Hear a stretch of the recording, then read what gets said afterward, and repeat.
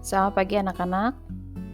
Pagi ini kita akan belajar di materi yang selanjutnya yaitu tentang persamaan dasar akuntansi. Tujuan dari pembelajaran ini adalah setelah kegiatan pembelajaran, kalian diharapkan dapat mengidentifikasikan macam-macam bukti transaksi keuangan, menjelaskan pengertian akun atau rekening, mengklasifikasi akun atau rekening, menjelaskan kode akun atau rekening dengan teliti, benar, jujur, dan bertanggung jawab. Baik, yang pertama kita akan belajar tentang konsep dasar akuntansi. Yang pertama, kalau kita melihat secara umum, konsep dasar akuntansi yang digunakan sebagai acuan dalam menyusun laporan keuangan yang ditujukan bagi para pemakai informasi akuntansi, diantaranya yang pertama, konsep kesatuan usaha, atau kita bisa sebut business entity. Di sini artinya laporan keuangan digunakan baik oleh suatu organisasi atau bagian dari organisasi yang berdiri sendiri maupun terpisah dari organisasi lain atau individu lain. Yang kedua, konsep pengukuran uang atau uang sebagai alat ukur.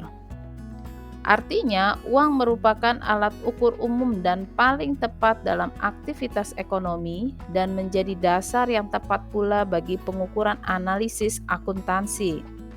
Yang ketiga, konsep kelangsungan usaha atau going concern. Artinya, laporan keuangan dibuat oleh suatu unit ekonomi yang diasumsikan akan terus-menerus melanjutkan usahanya dan tidak akan dibubarkan. Yang keempat, kita melihat konsep dua aspek akuntansi berpasangan atau double entry bookkeeping. Artinya, aspek berhubungan dengan penerimaan atas suatu manfaat tertentu dan aspek yang berhubungan dengan pemberian atas manfaat tersebut. Yang kelima, konsep harga perolehan atau cost. Artinya, harta atau jasa yang dibeli atau diperoleh harus dicatat atas dasar biaya yang sesungguhnya, yaitu harga beli ditambah biaya-biaya yang dikeluarkan dalam pembelian harta tersebut sampai harta tersebut siap untuk digunakan. Yang keenam, konsep periode akuntansi. Artinya, kegiatan atau akuntansi suatu perusahaan akan tetap ada selama jangka waktu yang lama dan tidak ditentukan.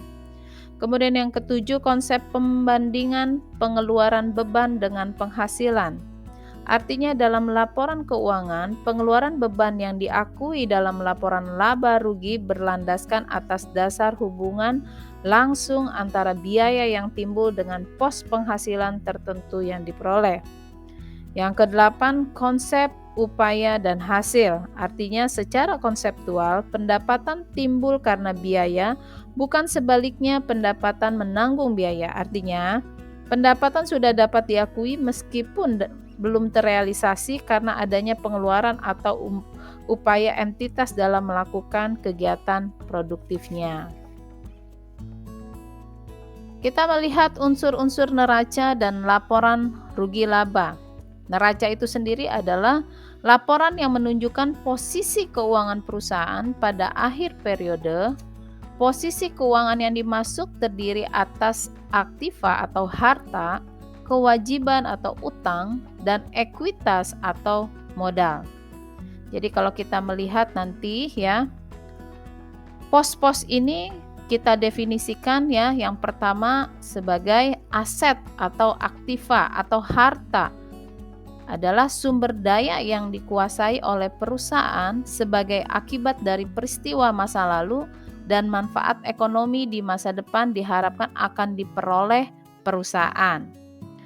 Yang kedua, liabilitas atau kewajiban atau utang adalah utang perusahaan di masa kini yang timbul dari peristiwa masa lalu.